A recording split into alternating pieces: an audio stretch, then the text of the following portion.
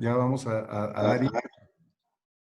Bueno, pues antes que nada, muy buenas tardes a todas y a todos ustedes en este webinar que ha organizado por el Consejo Nacional Agropecuario, en coordinación también con Soy Logístico, que es una asociación líder en cadenas de suministro y de logística, y hemos organizado este webinar para todas y todos ustedes, un webinar que se ha denominado Expectativas Agrologísticas en el marco del TEMEC. Y para dar inicio con este webinar que tenemos contemplado para el día de hoy, les comento que en el transcurso de la realización de este webinar, los participantes pueden hacer algunos comentarios o algunas preguntas que vayan surgiendo a través del propio chat de esta plataforma Zoom. Y al final, en el espacio de preguntas y respuestas, trataremos de que los especialistas que nos acompañan el día de hoy den respuesta a esos cuestionamientos y a los comentarios que nos hagan. Y sin más preámbulo, pues le vamos a pedir al ingeniero Bosco La Vega, presidente del Consejo Nacional Agropecuario, que nos dirija un mensaje. Por favor, Bosco. Gracias, Luis Fernando. Muy buenas tardes, damas y caballeros.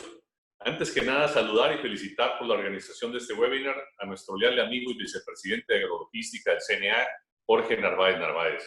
Saludo también al doctor Alejandro Solís, economista y líder de la clase empresarial de Economía y Finanzas de HDR.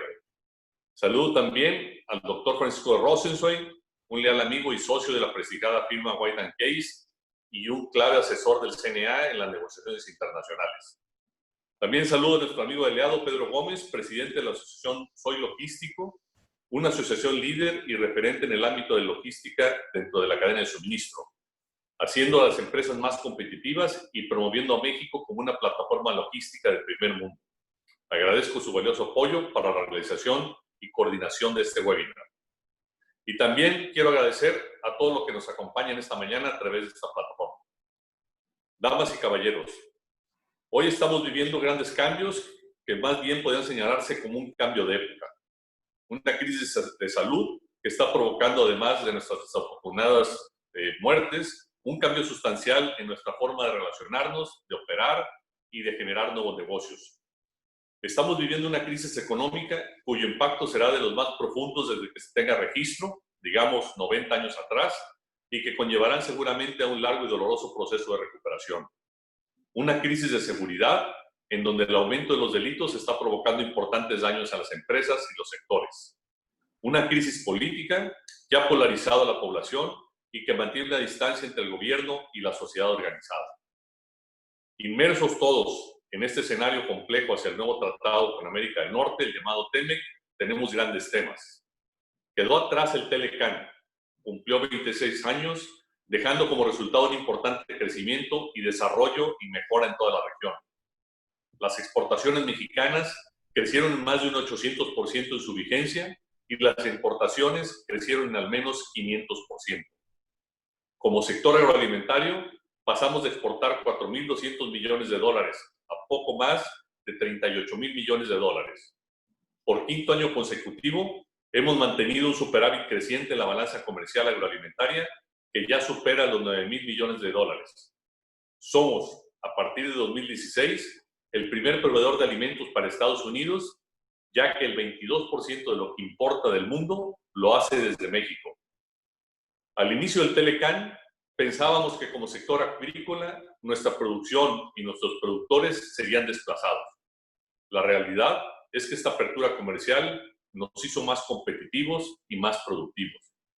Hoy tenemos un nuevo tratado. Este tratado moderno, así como representa grandes retos, también representa grandes oportunidades. Es fundamental el poder adaptarnos a esta nueva realidad. Tenemos que ver con nuestros negocios una visión de cadenas productivas, ser eficientes en todo su proceso y visualizar las acciones que tenemos que desarrollar en cada uno de los eslabones. La agrologística, hoy en día, juega un papel fundamental para lograr ser más competitivos. Hay importantes cambios en las cadenas de suministro, las cuales se están reconfigurando. Los avances tecnológicos permiten poder ser aún más eficientes. Sin duda el mundo, México y el sector agroalimentario serán otros después de la pandemia. Cambios en los hábitos de consumo, en la demanda, en el propio comercio, productos más saludables.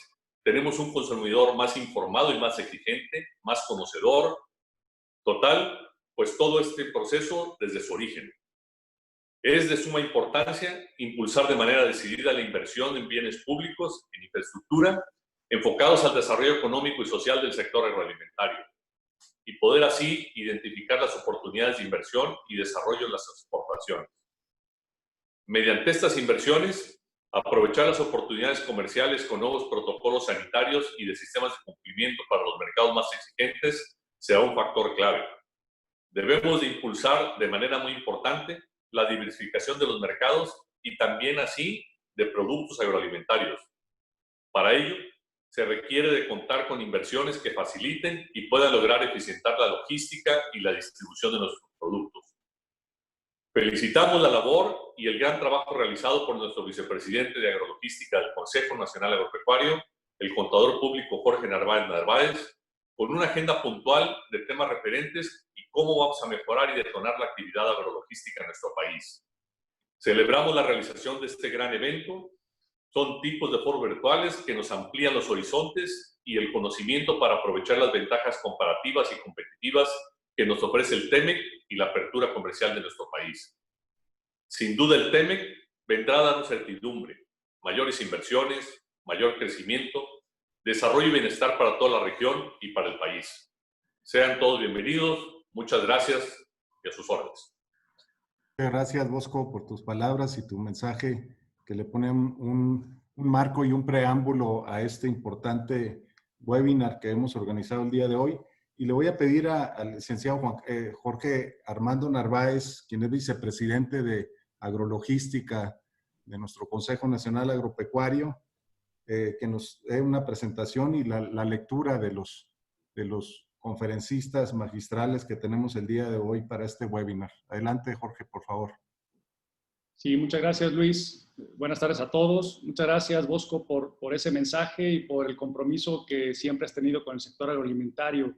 Creo que hoy por hoy se necesita ese liderazgo, esa claridad de ideas y sobre todo esa visión de futuro para enfrentar los retos que están pues, día a día y sobre todo ante estas circunstancias que vivimos en la actualidad.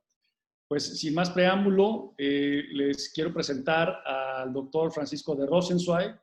El doctor Francisco de Rosenzweig es licenciado en Derecho por la Universidad Panamericana y doctor en Derecho por la Universidad Panamericana también.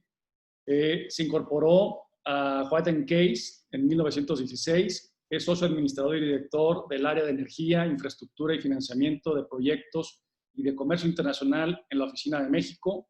Su amplia experiencia en los sectores de infraestructura, energía, transporte y de comercio exterior le permite brindar una asesoría estratégica a los sectores, muchos de los cuales han mostrado cada vez un mayor interés en México y en la relación México-Estados Unidos.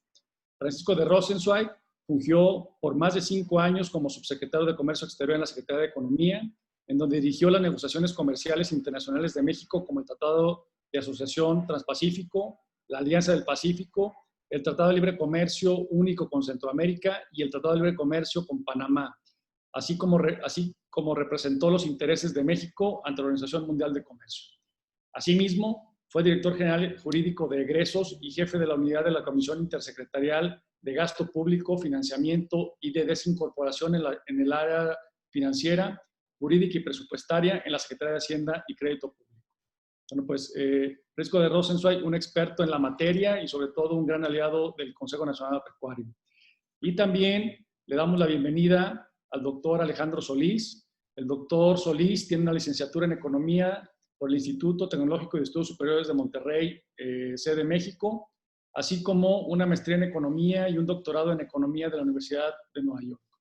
El doctor Alejandro Solís es economista, director y líder de la clase empresarial de Economía y Finanzas para la compañía HDR.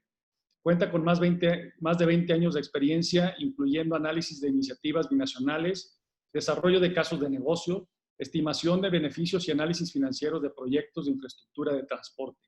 También cuenta con experiencia en políticas de transporte en México y en desarrollo económico en Latinoamérica. El doctor Solís desempeñó el cargo de coordinador de asesores del subsecretario de Transporte de la Secretaría de Comunicaciones y Transportes, siendo responsable de la coordinación de proyectos de infraestructura de transporte en el país, en particular proyectos ferroviarios y aeroportuarios. El doctor Solís representó a la Secretaría de Comunicaciones y Transportes en varios foros binacionales de alto nivel entre los gobiernos de México y Estados Unidos, incluyendo aquellos relacionados a los mecanismos de priorización de proyectos de infraestructura de transporte a lo largo de la frontera de estos países. Actualmente, el doctor Solís desempeña el rol de gerente de proyectos para el Plan de Transporte Fronterizo México-Texas. Pues bienvenidos, doctor Francisco, doctor Alejandro. Gracias por el compromiso y por el profesionalismo que siempre han mostrado a lo largo de su experiencia profesional, y nos da mucho gusto que el día de hoy nos acompañen aquí en este foro, en este webinar del Consejo Nacional Agropecuario, para desdoblar esta prospectiva y expectativas que tenemos en torno al Tratado de Comercio, al nuevo TEMEC, con Estados Unidos y Canadá, pero sobre todo a través de qué mecanismos y de qué instrumentos pues vamos a soportar y a generar estas relaciones comerciales con nuestros socios de Estados Unidos y Canadá. Pues le dejo la palabra al doctor Francisco de Rosenzweig para que nos haga su presentación y su exposición. Muchas gracias.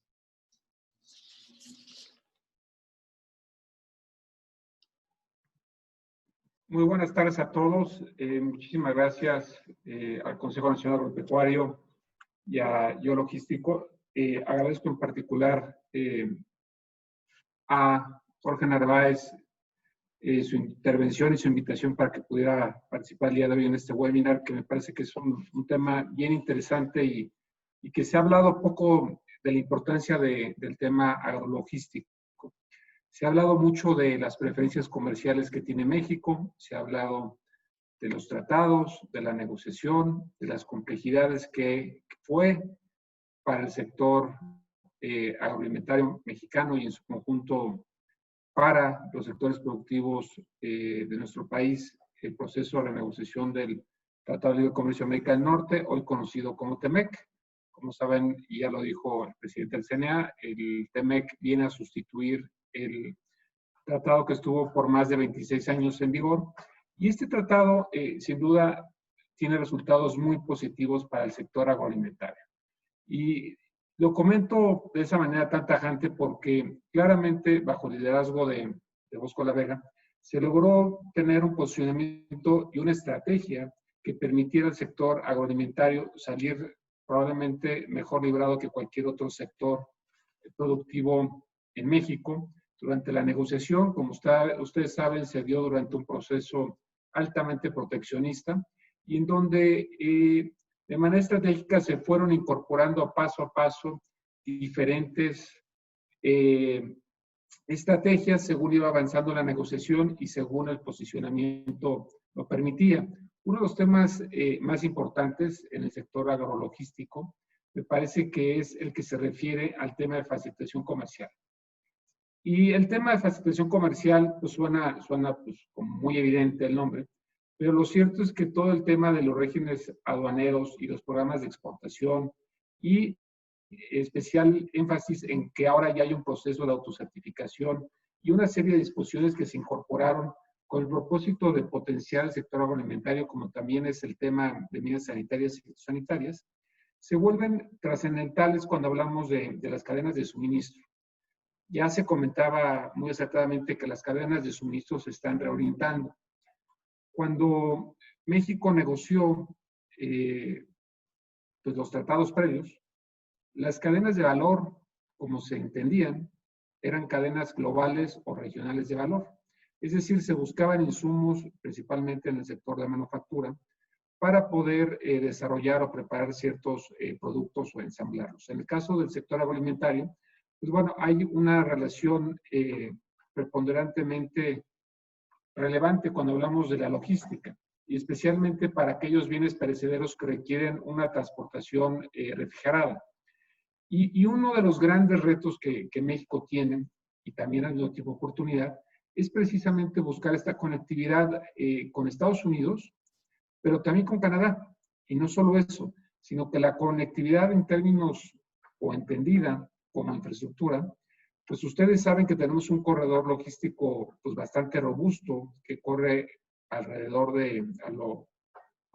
a lo ancho del Golfo de México, pero ciertamente lo que es del centro al sur de nuestro país, pues las cadenas de conectividad son bastante limitadas y eso ha impedido de alguna forma que los productores de algunos productos muy específicos pues no puedan beneficiarse del posicionamiento de estos bienes perecederos en Estados Unidos. Un ejemplo de ello es, por ejemplo, el plátano. El plátano principalmente se exporta a Europa por un tema, desde luego, de competitividad y de conectividad o conexión entre oferta y demanda, pero también hay una serie de productos que podrían posicionarse de manera más robusta si hubiera una mejor conectividad en términos de infraestructura en lo que es el Pacífico y, desde luego, en la conectividad no solamente a través de ruedas, sino también ferroviaria y, desde luego, marítima y aérea.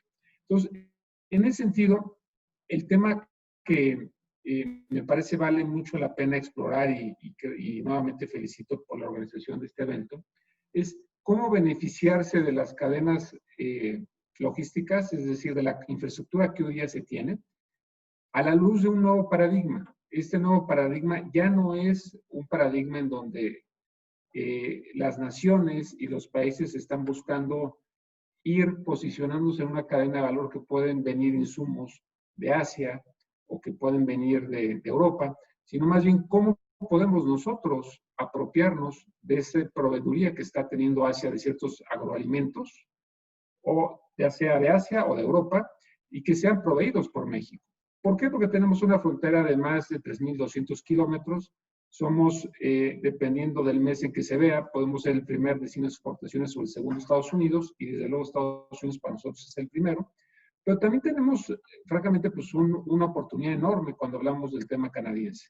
Solamente tenemos un hub logístico que está en el centro de Canadá y que es un hub logístico que tiene unos cuantos años. Y realmente me parece que las cadenas de logística que se podrían desarrollar con Canadá no son menores. Allí hay una gran área de oportunidad que seguramente Alejandro, Jorge, Luis Fernando y desde luego Bosco podrían abordar con mayor presencia en términos de los productos que pueden posicionarse en el mercado canadiense. Nada más para darles una idea, la relación del comercio entre México y Estados Unidos y México y Canadá es 20 veces menor.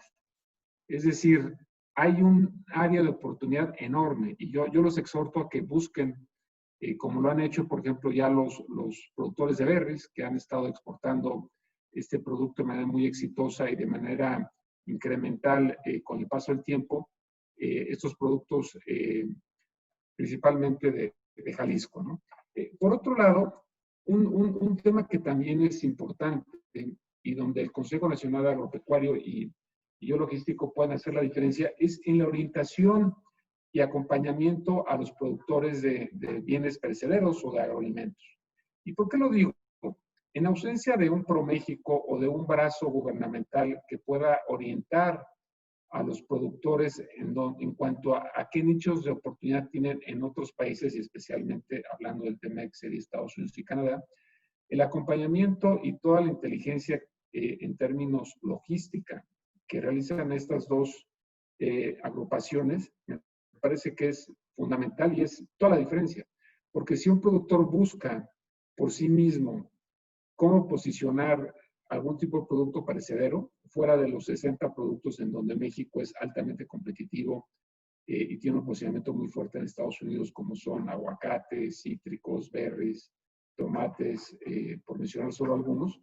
Lo cierto es que requiere un acompañamiento y cierto expertise en donde este tipo de foros le permiten a estos, pues estas empresas o grupos de productores que están iniciando o que están buscando diversificar también, desde luego, la producción de ciertos productos perecederos o agroalimentos, pues se vuelve fundamental, ¿no?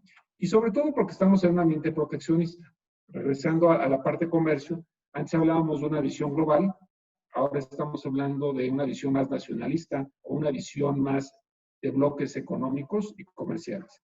Y esto no es exclusivo de Estados Unidos, esto es una visión y es el regreso del péndulo. Pasamos de un proteccionismo a un libre comercio y pareciera que estamos regresando a la posibilidad de que se busque pues, cadenas de logística por región, como sería en este caso América del Norte, y las disposiciones que están en el TEMEC me parece que son muy apropiadas, porque cuando hablamos de lo que es facilitación de comercio, no solamente son los temas de procedimientos aduaneros, sino también cómo cuidar y proteger al campo mexicano cuando hablamos de medidas sanitarias y fitosanitarias.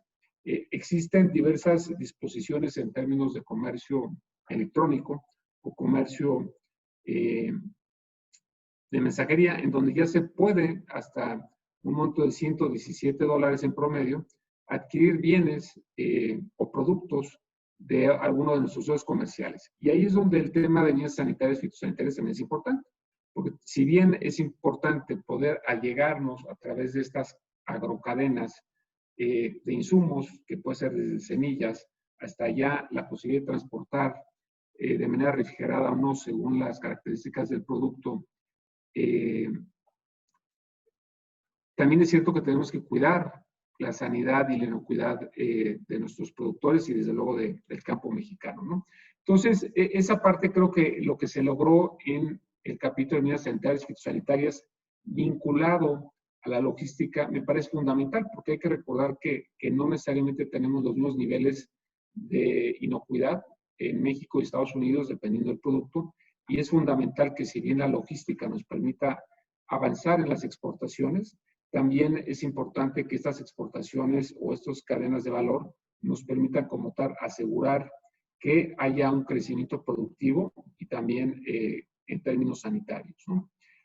Para concluir, me parece que el tema de agrologística también va muy de la mano, en términos de que el mayor mercado para nosotros, en términos de demanda de Estados Unidos, ya tenemos un libre comercio que fue resultado de una negociación muy exitosa del CNA en las negociaciones del TEMEC, y al tener cero aranceles, al tener ya cierta cadena de logística, principalmente por ruedas. Hay que recordar que el 70% del comercio con Estados Unidos es por ruedas, otro 20% es por vía marítima y o vía marina. Entonces, el hecho de buscar también algún tipo de logística que permita avanzar, no solamente para que sean traslado de ruedas, sino desarrollar infraestructura, desde luego no solamente carretera con altos estándares para su transporte, pero también otro tipo de vías de comunicación que permitan conectar la oferta con la demanda.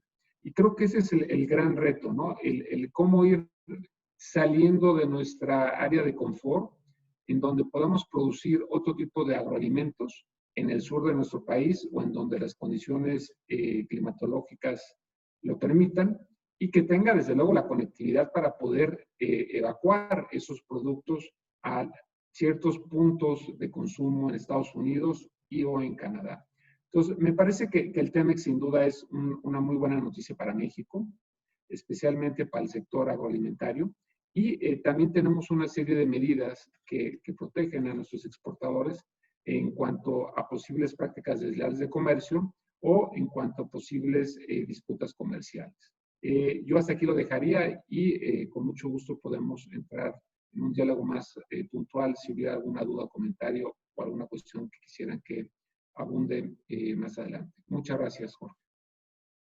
Muchas gracias, doctor Francisco de Rosenzweig, por la explicación.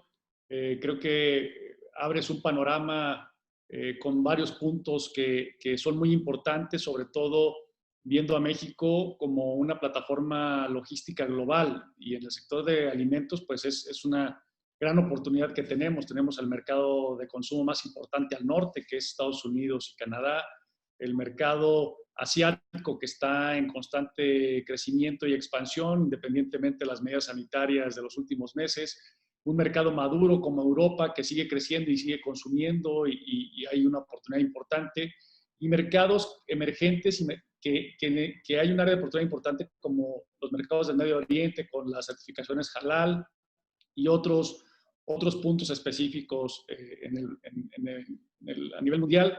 Y es ahí donde México, pues, es un referente en la producción de alimentos. Somos el 9º productor de alimentos, el 8º exportador, y es una gran oportunidad. Y todos estos puntos que tú comentas son relevantes para alinear, ¿sí?, la expectativa en relación a la conexión entre ofertas y demandas. Y bueno, y en ese sentido, me gustaría darle la palabra al doctor Alejandro Solís para que nos explique este importante proyecto binacional entre Texas y México con los estados fronterizos y sus efectos comerciales en el sector agroalimentario. Muchas gracias, doctor. Gracias, Jorge, y gracias, Francisco, por esa introducción. Si me permiten, voy a compartir mi pantalla. Tengo una presentacioncita que quisiera que fuera la que guíe, digamos, esta conversación, porque hay bastantes números, hay información importante, creo yo. No sé si la puedan ver en este momento.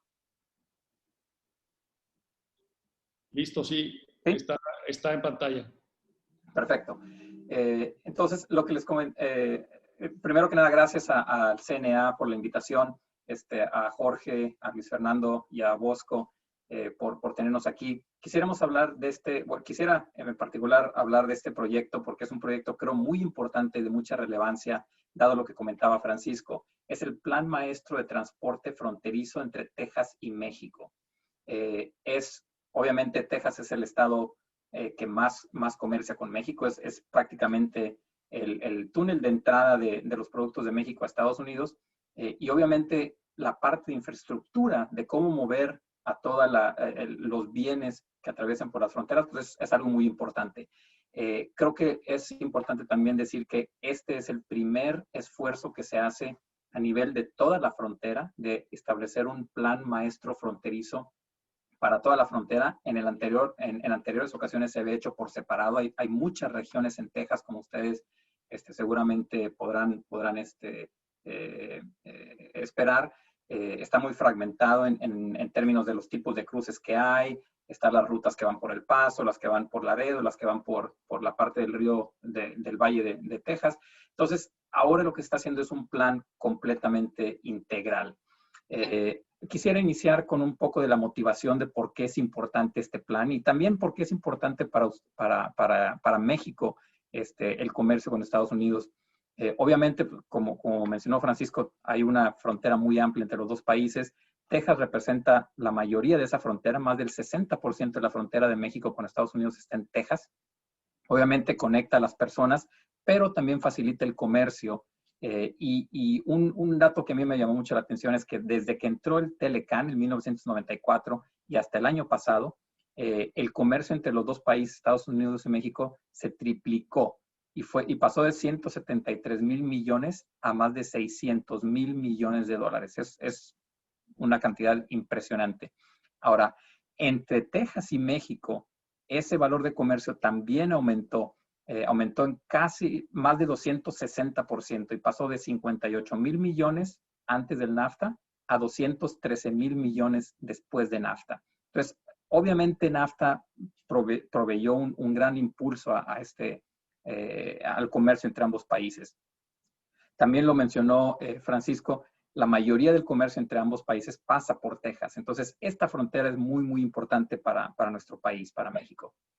En términos de otros indicadores, nosotros vimos obviamente la parte de la economía, de la frontera. La frontera es una región muy especial para ambos países, pero ha tenido incremento en empleo durante los últimos 30 años debido a las cadenas logísticas que se han establecido ahí en la frontera. La frontera Texas-México se ha convertido o se está convirtiendo poco a poco en el hub del movimiento de mercancías para Norteamérica, y obviamente eso se ha encadenado con una serie de empleos en ciertas industrias.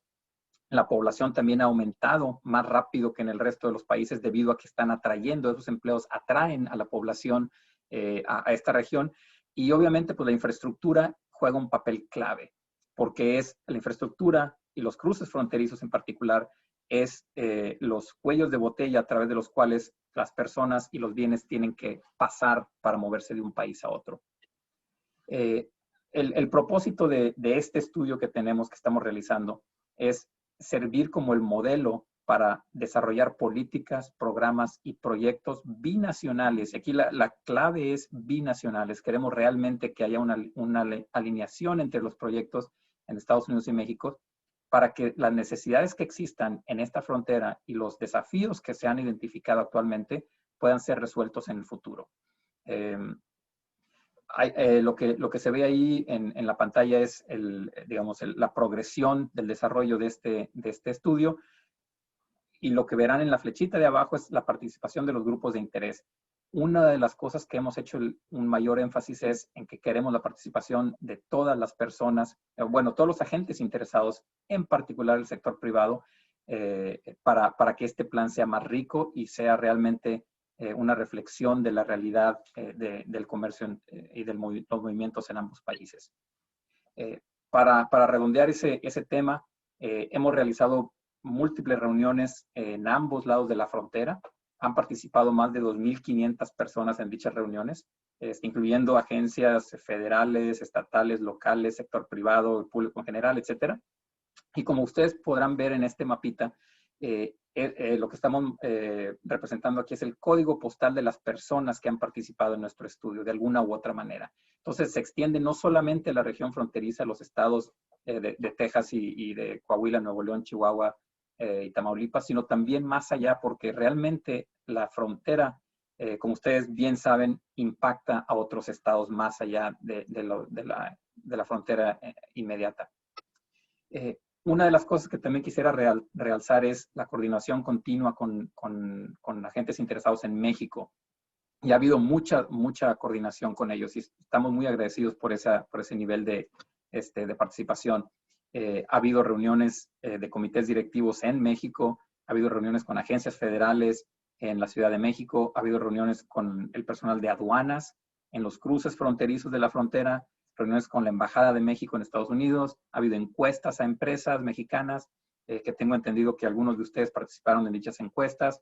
Ha habido eventos y conferencias como este, en los cuales hemos tratado de dar el mensaje acerca de este proyecto, y ha habido colaboración a niveles más altos de coordinación binacional. Lo que hemos visto es que obviamente la frontera es una entidad muy compleja. El tránsito de bienes y de mercancías en cualquier dirección tiene una cantidad de actores que están involucrados que es enorme, y obviamente cada uno de ellos tiene una cierta responsabilidad.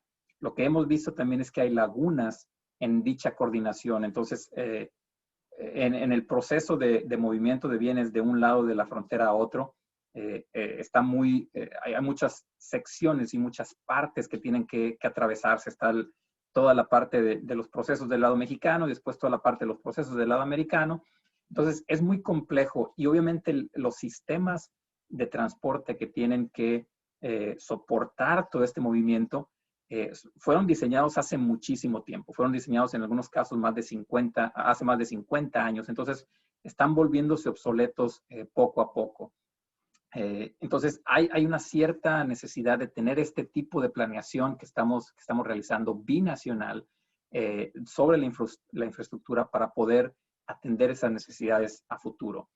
En esta parte, parte de lo que queremos hacer en el estudio es mostrar la historia de la frontera en sí, de la región fronteriza. ¿Para qué?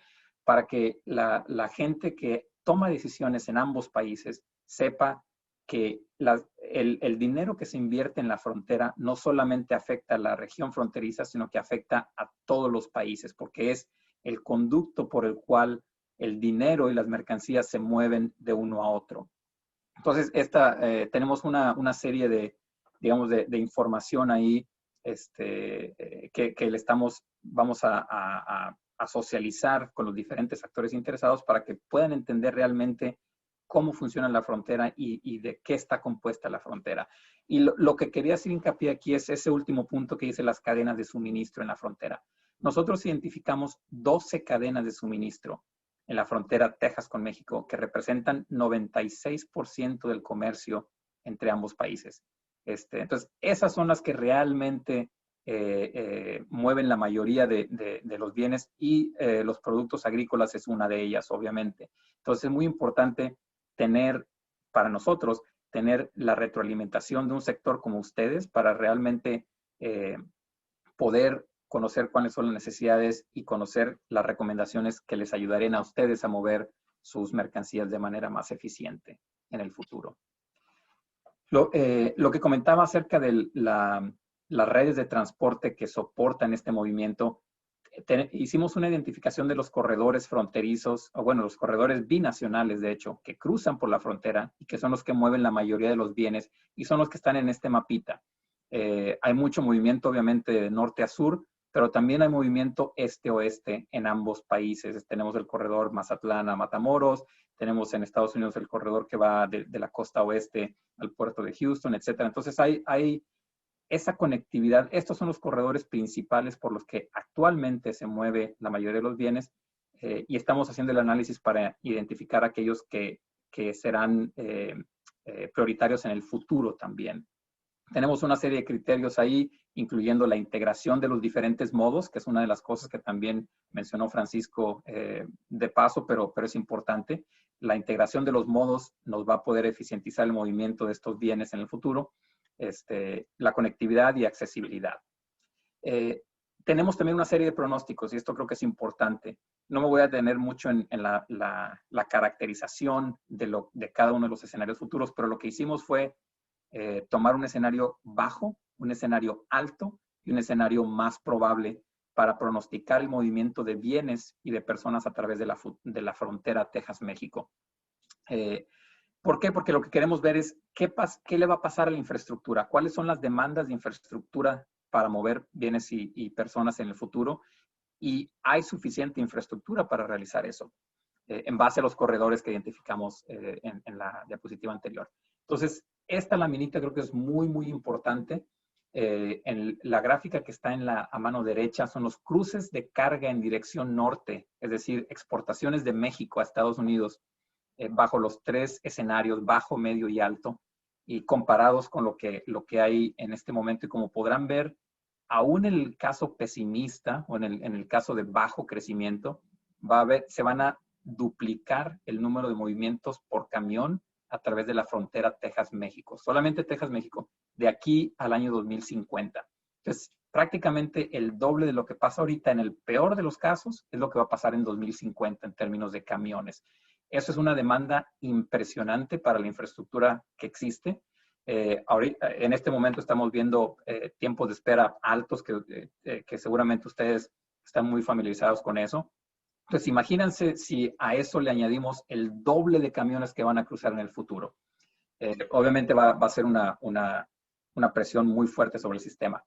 La otra parte importante de aquí es ver que la frontera de Texas-México beneficia a todos los estados en México y en Estados Unidos.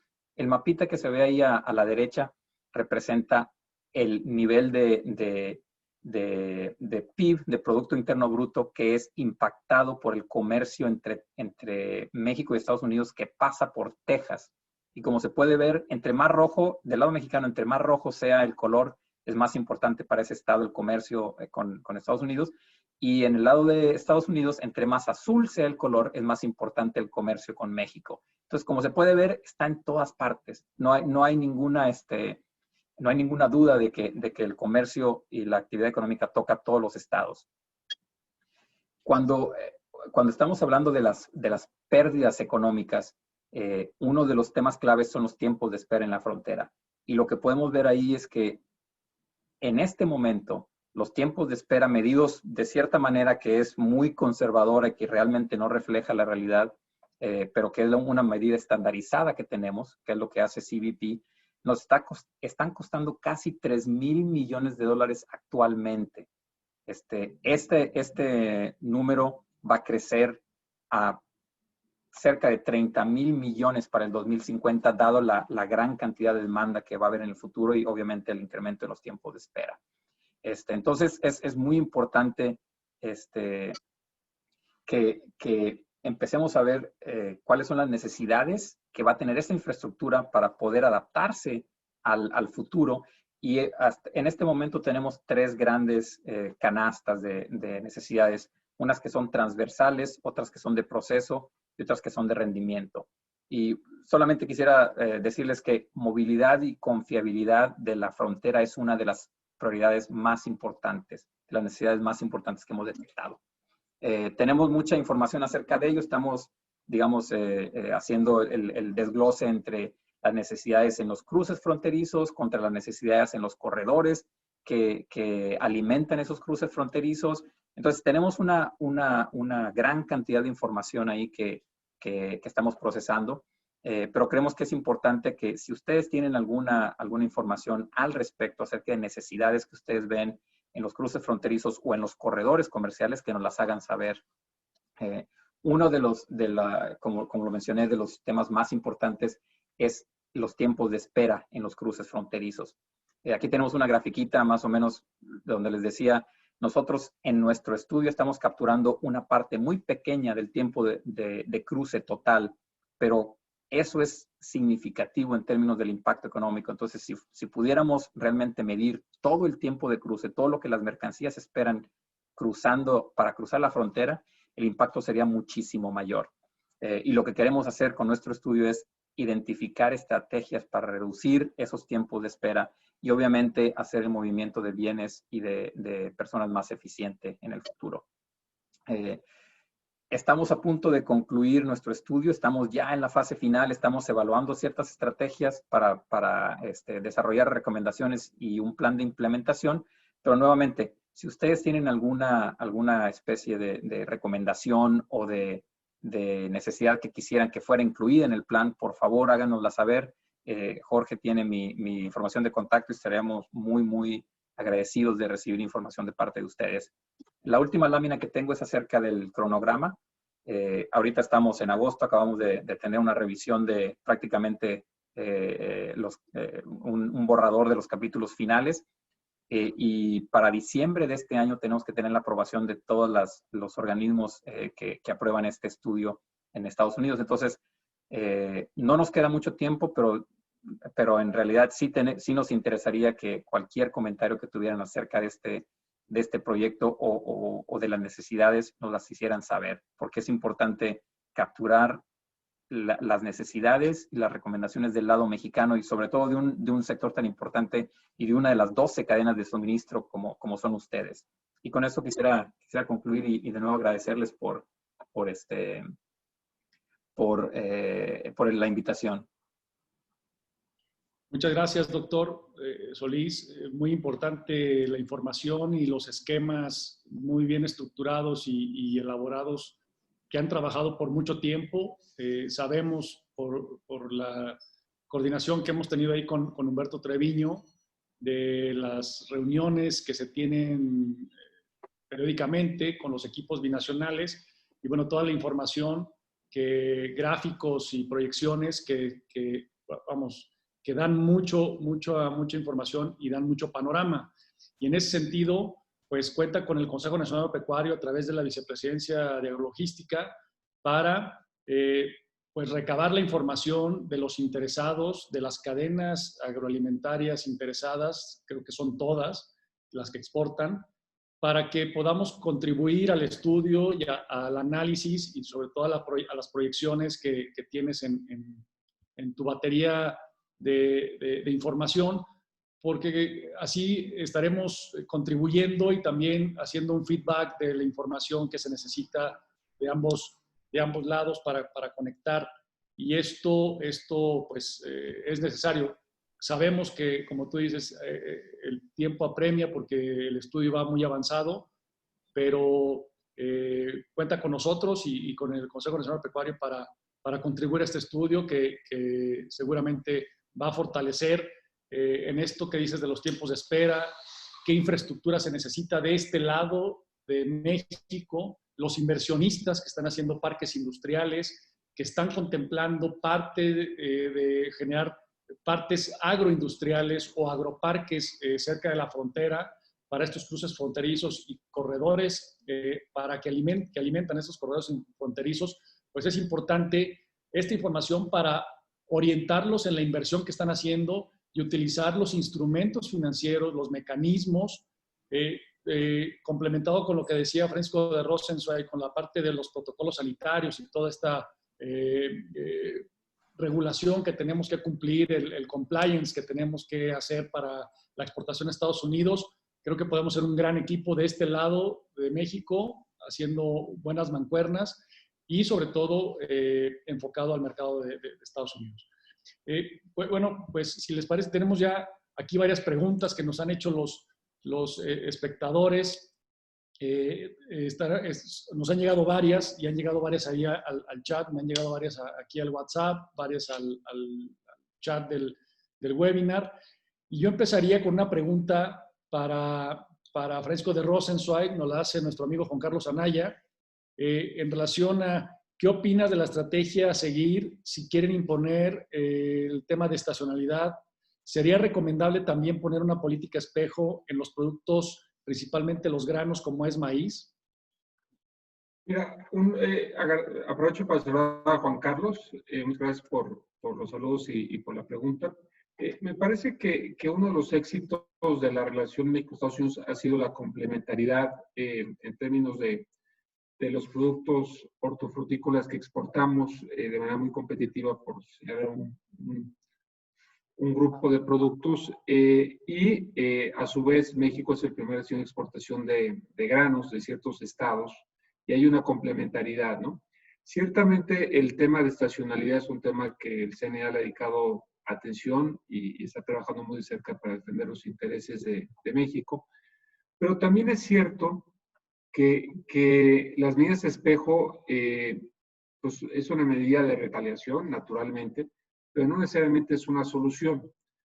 Uno de los temas que se ha explorado con el CNA es la posibilidad de actualizar la ley de comercio exterior y especialmente tener, más que medidas de retaliación espejo, yo pensaría más bien en una legislación de remedios comerciales espejo a la que tiene Estados Unidos. En el caso de Estados Unidos, para poder iniciar un proceso de investigación de antidumping o por subsidios, pues prácticamente se puede hacer con una servilleta. Es decir, los estándares y los requerimientos a los productores americanos es francamente pues muy bajo en términos de los estándares, a diferencia del caso mexicano, que es un proceso largo, oneroso, y que no necesariamente pues concluye en la protección de los intereses de los productores agroalimentarios.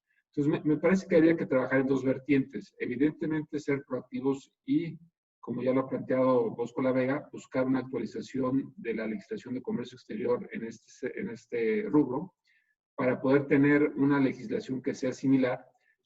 Segundo, tener una presencia, como ya la tiene claramente el CNA, junto con una estrategia definida para la defensa de los intereses en este proceso de estacionalidad.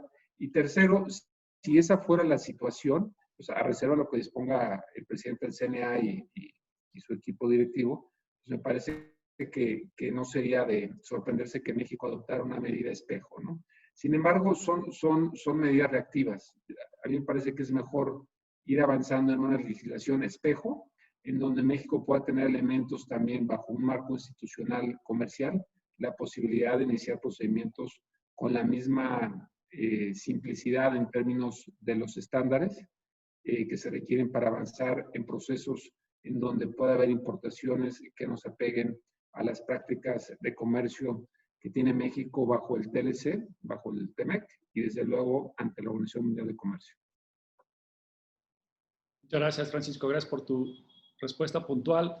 Nos han llegado varias preguntas para el doctor Solís en relación. Voy a tratar de aglutinarlas en una sola pregunta, comentario, doctor Solís, y está enfocada al tema del desarrollo ferroviario y multimodal en las proyecciones que haces. ¿Qué planes se tienen al respecto y cómo están las proyecciones en relación a la parte de carga, de transporte de camión, a la parte ferroviaria, en relación también a las cadenas de frío, ¿no? Porque también es un área de oportunidad muy importante y ya tenemos una brecha importante y un área de oportunidad que llenar ese gap en transporte de alimentos perecederos a través de la cadena de frío. Así es. Gracias por esas preguntas. Y sí, la parte de nuestro estudio tiene que analizar el tema multimodal. Obviamente, como les comenté, si estamos tratando de poner el doble de camiones en el futuro a los que tenemos ahora sobre la misma infraestructura, pues no se va a poder. Y eso va para los cruces fronterizos y también para los corredores. O sea, las carreteras tienen una cierta capacidad y cuando esa se llena y no hay mucho que hacer.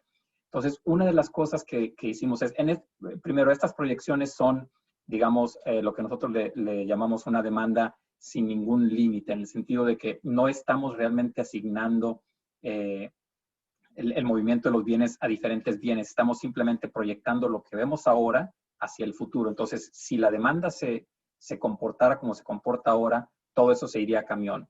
Pero lo que sí es cierto es que para poder, digamos, poder mover la cantidad de bienes que se tienen que mover en el futuro, tiene que ser de manera multimodal. En el caso del ferrocarril estamos proyectando que se duplicará el número de contenedores que cruzan actualmente. Creo que ahora hay cerca de 1 millón, va a ser un poquito más de 2 millones en el 2050. No es un crecimiento muy grande. Hay muchas restricciones en términos de infraestructura a cómo se mueve el ferrocarril. Todos los cruces fronterizos son de vía sencilla, lo cual no te permite operaciones simultáneas en ambos lados. Hay una serie de requisitos también para la parte de las revisiones, hay que cambiar a la tripulación, etc. Hay varias cosas que hemos identificado como obstáculos, pero ciertamente la parte de otros modos, incluyendo el marítimo, es muy importante y estamos viendo tenemos las proyecciones de todos estos modos y lo que estamos tratando de desarrollar son políticas que precisamente fomenten el multimodalismo para que, y la redundancia, que es otro de los temas muy importantes, la redundancia de sistemas y de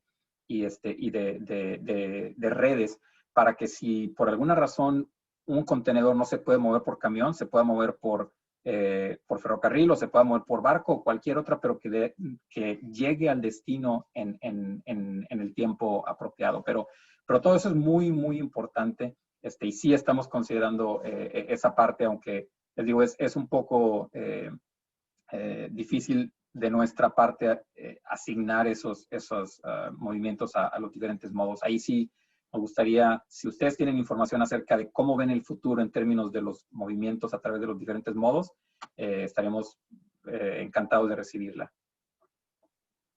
Gracias, doctor. Pues creo que hay información que podemos aportar al respecto. El tema multimodal es un tema no nuevo, pero sí que se le ha prestado más atención de manera reciente y hay que aprovechar esa curva.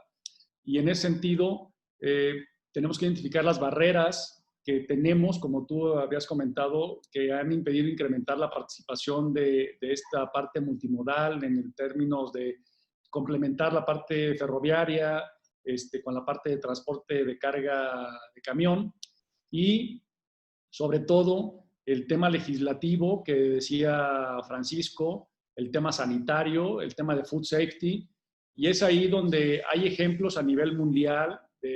Hay un ejemplo de Cool Rail, de un tren de transporte refrigerado en Europa que va de Valencia a Rotterdam, y son ejemplos precisamente lo que decías de cambio de vía, de cambio de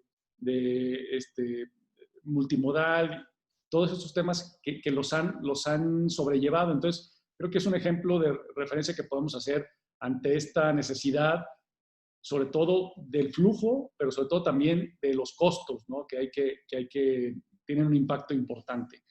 Y en ese sentido también hay otra pregunta que es muy, muy valiosa en ese término.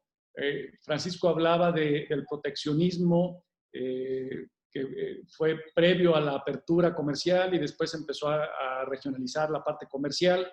Pero ahora con las circunstancias que estamos teniendo de emergencia sanitaria y la reconfiguración económica, ¿qué opinas o qué opinan los dos en relación al nearshoring? Esta necesidad de que Estados Unidos tenga puntos de proveeduría más confiables y más cercanos, y en este caso, pues México puede ser un actor relevante. Fue lo que pasó en los 80s con la parte de las maquiladoras, pero ahora con términos de infraestructura multimodal, de infraestructura en inversión, en industrial, para el valor agregado de este lado, y no que se vaya la materia prima y le den el valor agregado de aquel lado de la frontera. Creo que es un tema de interés para muchos en el sector agroalimentario.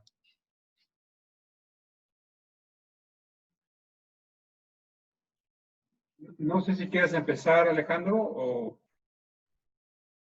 Claro, sí, perdón, estaba contestando otra pregunta que me habían hecho ahí por el chat. Me tomé el tiempo de hacerlo. Pero sí, digamos, la parte de las restricciones es obviamente importante. Nosotros estamos viendo todo el proceso de cruce. Obviamente no tenemos todos los detalles digamos, todas las partes que se mueven y qué tanto se tarda en una parte en otra, pero sí realmente lo que estamos proponiendo es que se haga ese tipo de estudios. Sabemos que hay demanda por ejemplo, las cadenas de frío, etcétera. Entonces, sabemos que eso tiene que pasar. No se tiene realmente la información a todo detalle, pero sabemos que es algo necesario. Ahora con el tema del COVID y con otros temas, obviamente todo está pues en movimiento, pero realmente lo que tiene que hacerse es tratar de ver cuáles son los ajustes que está haciendo la industria. En el caso de ustedes, por ejemplo, cómo están reaccionando a las condiciones actuales para poder prever qué es lo que va a pasar en el futuro y obviamente planear para ese futuro. Así empezaría, eso sería, digamos, el punto de vista nuestro para esa pregunta. Sí, yo coincido con Alejandro. Me parece que en el tema actual, un aspecto que hay que hacer énfasis es la importancia del acompañamiento y alineación de las políticas públicas de los tres países. Hemos visto ejemplos en donde algunas actividades, que desde luego no es el caso del sector agroalimentario, que fue considerado como esencial, hubo otros casos en donde no fue considerado como esencial y hubo una disrupción de las cadenas de proveeduría y de valor. En el ambiente en el que nos encontramos por esta crisis sanitaria y además ante una visión más de bloque comercial o regionalista, me parece que este tipo de planteamientos, Jorge, cobran mayor relevancia. Primero, por un tema de seguridad sanitaria, confiabilidad, y también, pues, ¿por qué no decirlo? Pues seguramente ese tipo de esquemas hacen la diferencia desde un punto de vista agrologístico. Es decir, en la medida que tengas una serie de puntos de nearshoring que te permitan tener una cadena logística bien desarrollada, me parece que te vuelves mucho más eficiente, pero para ello otra vez se requiere una logística e infraestructura, ¿no? Entonces, yo considero que este tipo de esquemas van a tener cada vez mayor importancia y yo insistiría en también voltear a ver algunos otros estados fuera de Texas o de California donde tenemos pues nuestro comercio altamente recargado. Debe de haber otros estados en donde, como lo han hecho algunos productores de granos en Estados Unidos, México y los productores del CNA podrían aprovechar atender necesidades que hoy día son proveídas por otros países y no por nosotros. Muchas gracias, Francisco. Pues bueno, muchos conceptos y creo que esto da para muchos o muchos más webinars y temas, el tema de la facilitación comercial, las nuevas disposiciones, la conectividad en relación a la cadena de suministro y esta reconfiguración que se está dando en las cadenas de suministro a nivel mundial. Bueno, pues levantar la mano como México, porque tenemos la capacidad. Sí tenemos que fortalecer, como bien dices, Francisco, la relación público-privada en relación a principalmente la parte legislativa, la parte de regulaciones, la parte de protocolos sanitarios, la parte de permisionario, Entonces, esa parte pues será una asignatura que tengamos que estar trabajando como Consejo Nacional Agropecuario y pues fortaleciendo las alianzas institucionales que tenemos a través también de estos proyectos que nos está explicando el doctor Solís, en donde podemos ser actores y participantes activos para fortalecer la comunicación y la integración comercial entre los dos países.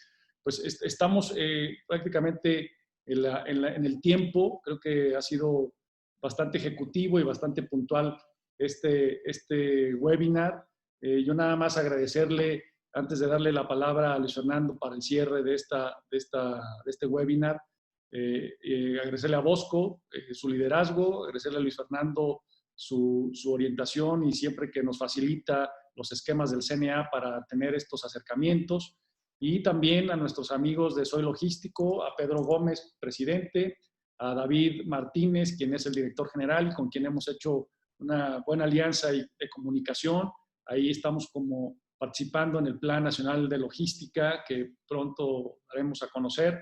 Y la parte también de Gabriel Hernández como director de marketing, que estamos ahí haciendo buena labor. Yo agradecerle a Francisco de Rosenzweig siempre su profesionalismo, su puntual y muy objetivos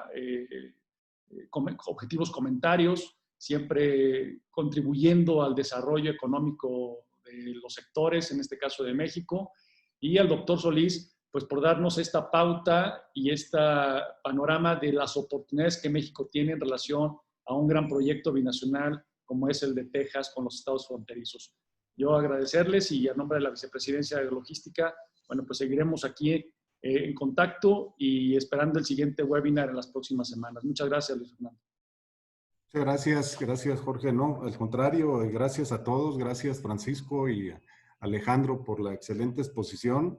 Comentaba David Martínez en uno de los comentarios del chat de Soy Logístico que pues prácticamente este tema de colaboración entre el Consejo Nacional Agropecuario y la Asociación Soy Logístico pues es la punta del iceberg.